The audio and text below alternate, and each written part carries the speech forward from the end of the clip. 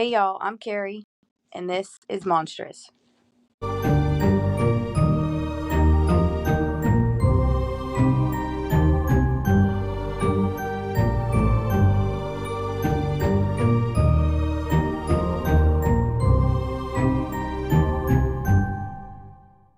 Hi, y'all. This is Mike. All right, so Mandy is not here this week. She's been sick. Her son's been sick. So she's not on the spooky episode or Sunday's episode. So instead, we have Mike, who's going to stand in Mandy's place. Yay. All right, so this one's late. Okay. It's supposed to air Thursday, but it's late. But you're doing it. But we're doing it. Okay, so for this week, I have another haunted location, like last week, to tell you about. Today's location is another place that we all have been to at least once, and those that are parents have taken your own children to. It's an innocent, happy place that brings joy and the best out of everyone. It brings out children's imaginations and creativity, and it turns adults into children again. Our location today is deeply and widely believed to be haunted by the ghosts of children. Spooky. And by the end of this episode, you will never look at playground parks the same again.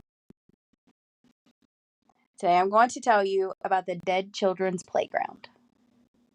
Bum, bum, bum. Okay, so the Dead Children's Playground is located in Huntsville, Alabama. Okay. Huntsville, Alabama was incorporated in 1811, making it the first town in the state of Alabama.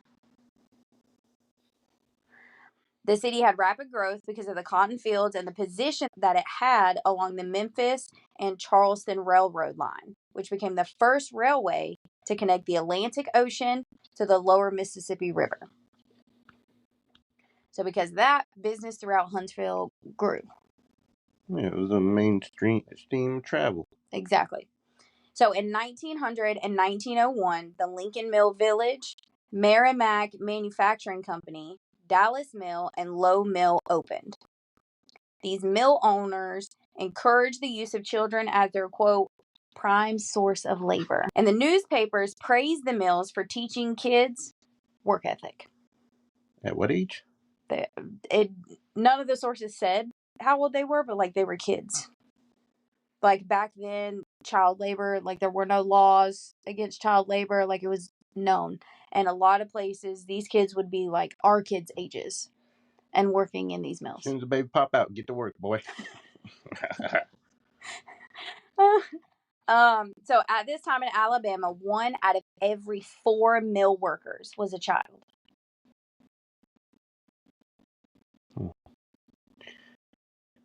Yeah. And there were a lot of accidents in these mills that involved child workers. Well, yeah, because they don't know what they're doing. Exactly. And they're like What were they expecting? 4 feet tall. So from houses and cemeteries to restaurants and hotels, Alabama is filled with haunted locations. And right there in the heart of Dixie, you'll never know where you may run into a ghost at. The government. What? Has a lot to do with it. Oh my God. The Dead Children's Playground is one of these locations, and it is said to be one of Huntsville's most haunted locations. At first glance, it appears as though it's like any other park, an exact copy of the one you have down the road from your house. But the view is largely different, and it's definitely one of those creepy places that any weirdo needs to add to their must-see locations list. What makes this cemetery creepy and gives the spook factor is the fact that this playground is located right across from Maple Hill Cemetery. Nice. So Maple Hill Cemetery was established in 1822. It is Huntsville's oldest cemetery. It now covers 100 acres, which also makes it the city's largest cemetery. It's a big-ass cemetery. A lot of dead people. I was just thinking the same thing. How many people do you think are buried in that cemetery? All of them. With how large it is? Obviously. If I had to guess a number, probably in the thousands. More than 80,000 100,000 people are buried in Maple Hill Cemetery. It's a good little chunk of people. And according to the cemetery department, this number could be higher, as high as 100,000. Those buried in the cemetery include 5 former governors and 5 U.S. senates, activist and political society hostess Virginia Clay Crofton, and her husband, who was the Confederate state senator Clement Claiborne Clay. I'm going to tell you, government. Oh my God. Along with these notable people, there are nearly 200 Confederate soldiers and many Union soldiers that are buried within the Maple Hill grounds. So, no one truly knows how many people are really buried there because there are many unmarked graves. And nobody knows how many of these unmarked graves actually sit within inside the grounds. Along with these are the many families, old and young, that are all buried here and continue to be buried in the cemetery even today. So you just keep adding more and more people. How are they not running into other graves? I wonder if they do. They just don't They say might. nothing. Oh, there goes a hand. Oh, bury it back up.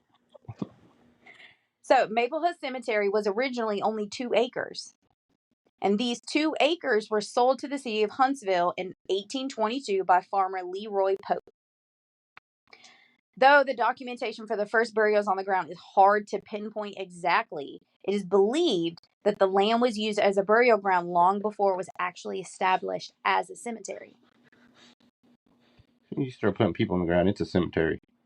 Well, some people, like especially back then, instead of burying their loved ones in a cemetery or a graveyard, they would basically do a plot on their property. Especially if you had a lot of land like this. My Uncle Rick, that's what my Aunt Deb done to him. He wanted to be buried on his property, so... Oh, I didn't know she did that.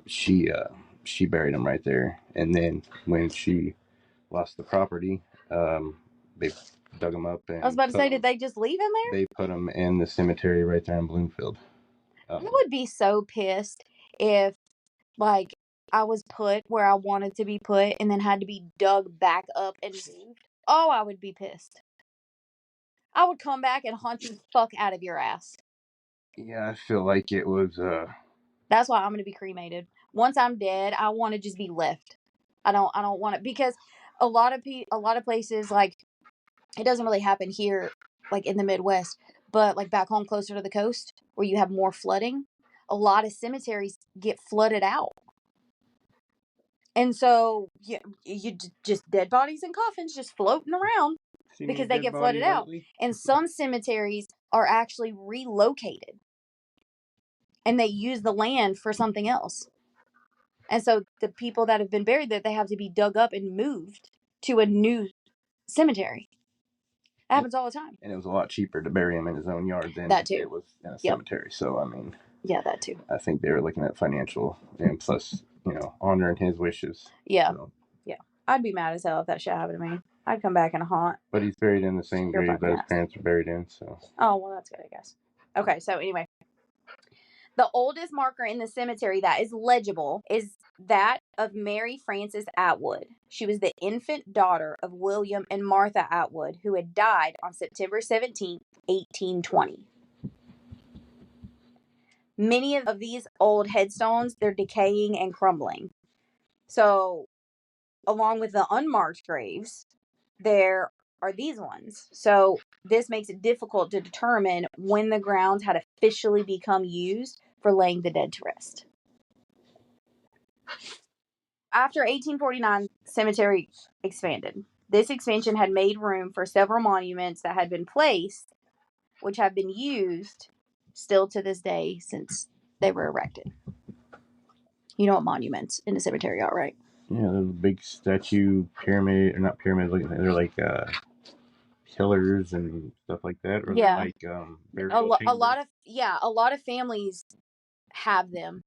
It's to keep them safe and protected, and they can... Yeah, it's like those giant buildings you go in, and there's usually little slots, and it has a little nameplate, and you can put flowers. A lot of families have those, and it's where their entire family is placed rather than in the ground.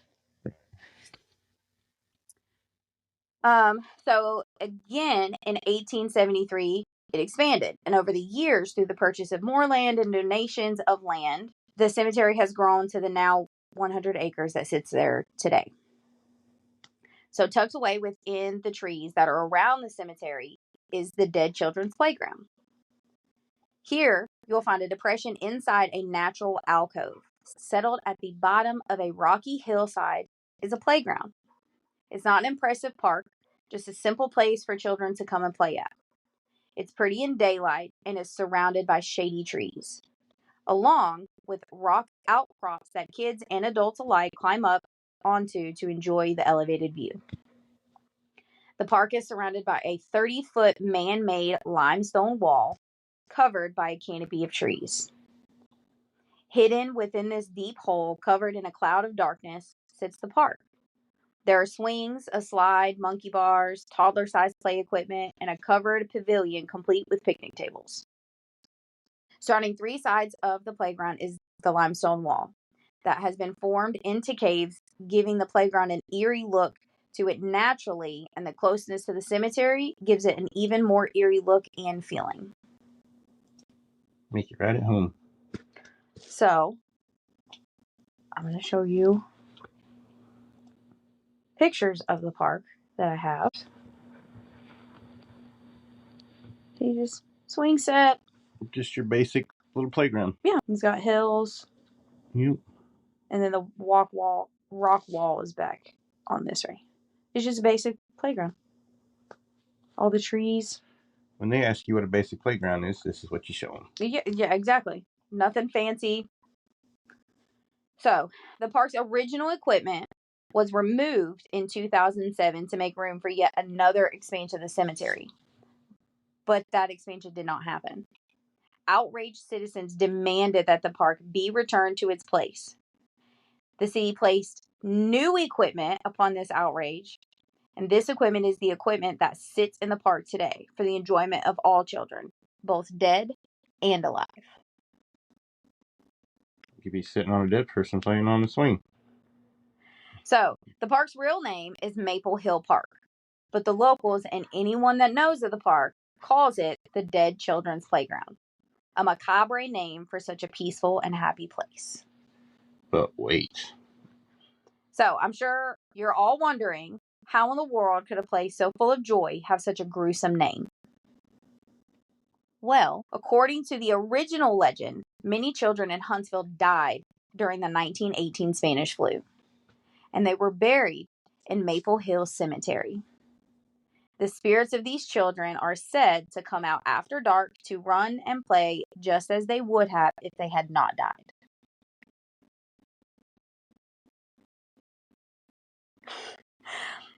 The 1918 Spanish flu killed an estimated 50 million people worldwide. Not too big of a number, but I mean, still a good little chunk of people. This includes both children and adults. And the flu hit Huntsville extremely hard. Does the name Huntsville have a thing to do with it? I mean, in this area, the hospital beds were full and doctors were working longer shifts than normal in an attempt to ease their patients' suffering. Because that back then, you got the Spanish flu, it was basically a death sentence. There was no... Here's your written certificate. It's just a waiting game now. Yeah.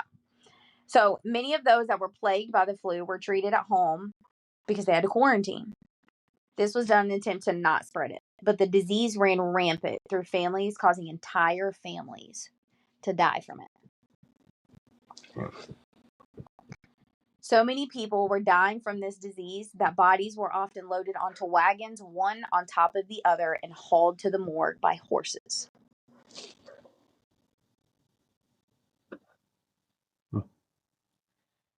To try to prevent the spread and teach their children of the dangers of the flu, parents cautioned their children to leave their windows closed.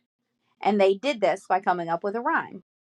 I had a bird, its name was Enza. I opened the window and influenza. So a bird that carries the spirits? Because it's the Spanish flu. Right. Like it's a bird flu. Gotcha. Oh, okay. I thought you didn't get it. Oh, no, I got it. Okay. So it now seems a bit dramatic and a bit overboard, but the Spanish flu was serious and very deadly. During this time, when they didn't have the medical advances that we have today, this type of illness, like I just said, meant death. Basically, doctors made it a little bit easier on you, but it was a death sentence. There was no cure for it. According to Alabama Department of Public Health, the Spanish flu arrived in Birmingham, Alabama in September of 1918, and within 10 days, it had spread to most of the public. An article from the Birmingham News stated, quote, reported cases of Spanish influenza have increased to more than 1,100 in Huntsville. According to Dr. C.A. Grout, health officer in Madison County, there have been an additional 300 cases and 7 deaths in the past 24 hours. Yeah. It spread fast. Be fine one day and then bam. Yep. 3 hours later. So on October 7th of that year, the governor had ordered the closure of all public places statewide. By October 13th, less than a month after the disease had hit the area of Birmingham, news reported that only one local pharmacist and one local doctor were left unaffected. Kind of odd. So the Birmingham, Huntsville, like that whole area. This report read, quote, a desperate situation exists in Huntsville growing out of the Spanish influenza epidemic. All druggists, physicians, and prescription clerks, except one, have been stricken with the disease, and a distressing appeal reached Montgomery last night and telegrams for immediate help for the stricken city. So, like I said before, in 1918, the Spanish flu had killed more than 50 million people worldwide. 400 of those were in Madison County alone. And most of those deaths were children. Okay. So still today, there is no official count for how many children actually died during the pandemic or how many were really buried inside Maple Hill Cemetery. But we know that that number is within the hundreds. So some say the park is haunted by the children that died from the Spanish flu, while others believe the haunting is tied to a series of abductions that took place in Huntsville during the 1960s. Damn aliens. Oh my God. Abducted. That means like you're kidnapped. You're I taken. know. Oh, okay. So according to another tale. Nobody'd want me. They'd throw me back. Ed don't nap. Nope. So according to another tale about the park, is that the children were actually the victims of a serial killer that was active in Huntsville in the 1960s and was never caught.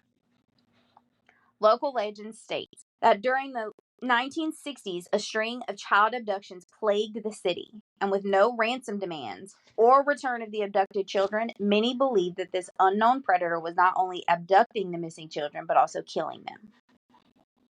Eventually, these beliefs were cemented when the skull of a child was located inside the limestone quarries.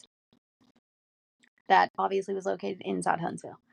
While investigating, this led to more skeletal remains of the missing children, along with bodies of children that had been recently abducted. It'd be crazy to be digging and you just not knowing. There's a dead body laying here. It happens more time than you think it does. 70 years ago.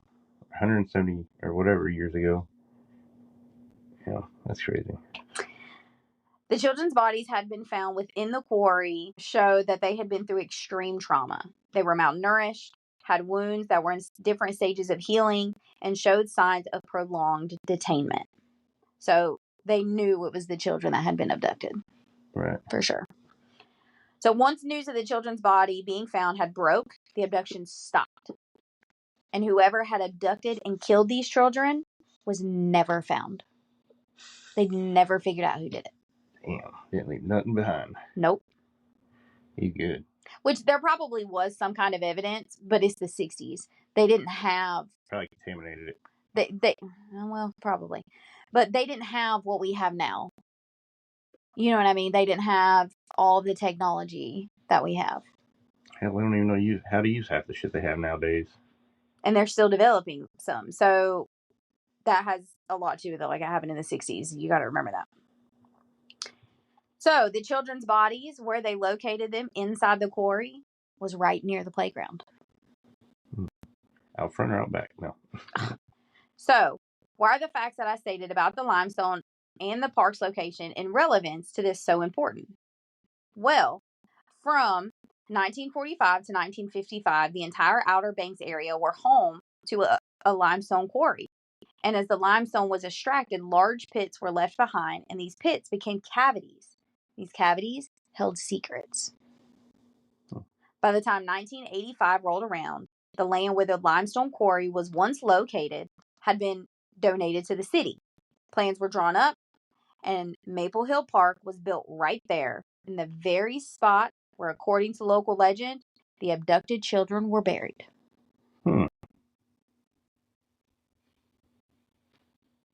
So, according to local legend, the park sits right on top of where the abducted children were buried. Right on top of them. Wonder how they feel about that. So, almost immediately after construction of the park was complete in the 80s, locals began to hear what sounded like children screaming and playing from within the park. And according to the legend, these child spirits come out to play between 10 p.m. and 3 a.m. But some have reported seeing a little bit of activity during the day. They're just more active at night. Most things are most active at night. This playground has attracted countless paranormal investigators from everywhere. Photos have been taken by visitors and paranormal investigators that have shown orbs and mist that are about the heights of children. Some are illuminated all around the park, but mostly on the swings, and even seen going down the slide. Very cool to see. Those passing the park often say that they see the swings moving on their own, along with orbs and spectral figures. People see shadows and hear the laughter of children. Others have reported hearing the voices of mothers yelling for their children. And to add to the eerie factor, many have reported seeing a ghostly man standing just above the park, staring down towards the playground. Like he's a playground keeper. So if seeing orbs and swings move on their own, or hearing the laughter and voices of children calling out isn't creepy enough, make sure you take your camera along with you if you decide to take a trip to the playground. Because even if you don't see or hear anything, you may just catch it with your camera. Because in many cases, visitors have not seen or heard anything, leaving to believe that they fell for another fake ghost story. But once they look back at photos or videos, they realize that they had actually had an experience after all. Just didn't know. Yep. Unseen by the naked eye. So as more videos and photos of these active spirits come out, no one seems to be afraid of the ghost children that continue to live their lives in an endless realm of innocence and purity. They only show themselves if they want to, is what I've been told. Yeah, I've heard the same thing. Yeah. Families still use the playground to this day to bring their children to play. Teenagers still visit the park at night, each aware that beneath their feet lie a world of ghosts. That's kind of terrifying. Many people remain skeptical on if the playground is truly haunted. But whether you believe it is haunted by ghost children or not, the Dead Children's Playground is one of Alabama's creepiest urban legends. And we are all left to wonder, could this ghostly man that is seen be a father watching his child play? Or could it be the man that abducted and killed these children watching over his victims? Do the ghost children know they are dead? Are they living their afterlife as if they had never died? So, now that our tale is done, I have a couple videos I'm going to show you. And then you can decide for yourself. Is it really haunted, or is it all just a legend? And then I'm going to put these on the Facebook page for anybody that wants to go see them themselves. Go check them out. Whenever we go back down to the coast, we go back home, we're going to have to go down there and take the life trip down to Alabama. Yeah, go see them. Greg, you haven't met him yet, but Greg at work, so not Ashley's brother, Greg. The other maintenance Greg. He's a blue hat. All right. You haven't seen him yet because he hasn't worked since you started. He's from Alabama. And he said that he's been there, and apparently, like, there's like this whole like thing that you're supposed to do or something. Some ritual.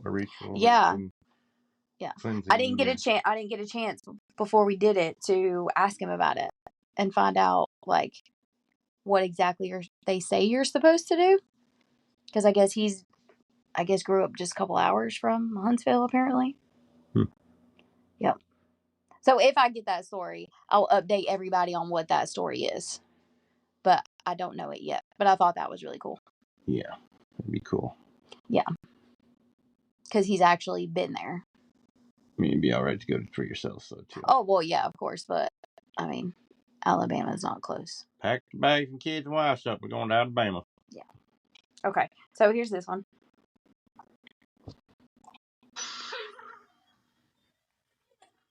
Like,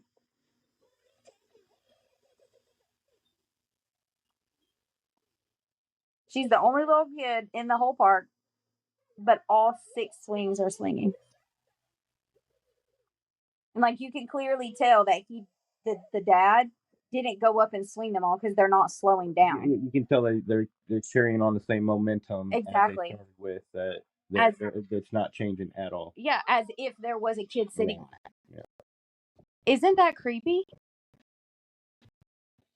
Like that would be some shit to walk into a damn playground and your kid be on the swings and then all of a sudden all the other swings start going. I would have to look back and be like, I would be like, get the fuck off of that swing. We're fucking leaving right now. We're done. Like, I'm all for the spooky and all that, but we don't mess with the afterlife over here. All right, where's the cameras at? Yeah, we don't play with the afterlife over here, because... Okay, and then this is the other one. The second video I'm showing, it's 18 and a half minutes long. I'm not going to show you the whole thing. Just like a few parts. But you guys can go on and watch the whole thing. Can you hear that? I don't know if the recording will pick it up, but Children playing. Sounds like kids. When you go to check this out, turn on, make sure you're around when there's no sound, or put some headphones on, some earbuds. But there is a slight orbs already. And then you can see the orb. Children's playing around and stuff. You can hear it. You can see all the orbs in the camera. The smoke is from him. That's not a mist. It's moving by itself right now. See it?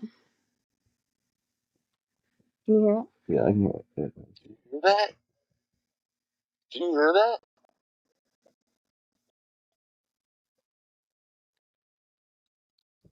I hear the children. Isn't that crazy? It sounds like say if you're sitting outside the gate and the playground's not but maybe 50 yards away, and that echo of the sound of them playing and stuff. Yeah, it's nuts, right? Because so the second video, they go at night.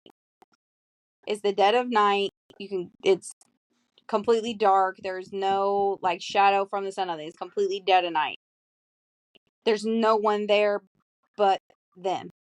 I'm not sure if the recording picked it up, so you guys will have to go watch it and check it out because it's crazy.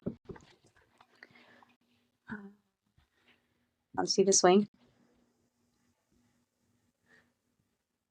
it's moving, but it's not like it ain't swinging like this. No, it looks like there was someone on it and it's getting off, and it's just slowly coming to a stop.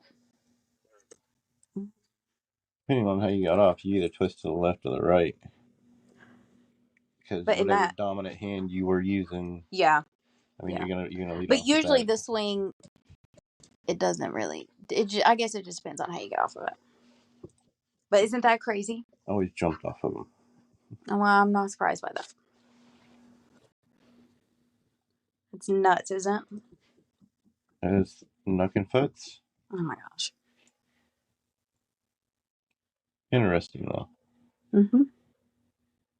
Something we'll definitely have to go. Who are you gonna call? Ghostbusters.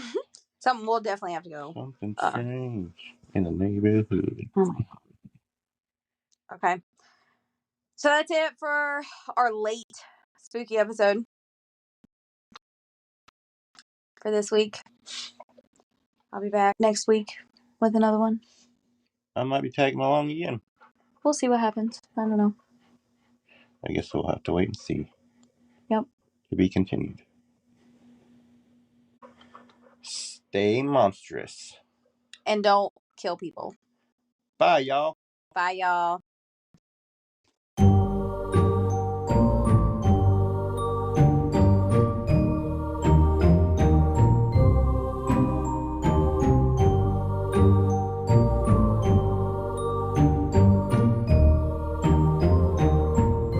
Please be sure to rate and review so we can make sure we give y'all a podcast you love. Be sure to subscribe so you get notifications each week when episodes air. If you want to send us a case or a topic suggestion, you can email us at monstroustcpod@gmail.com. Also, be sure to check out our Facebook page for updates along with information and photos for each week's episodes.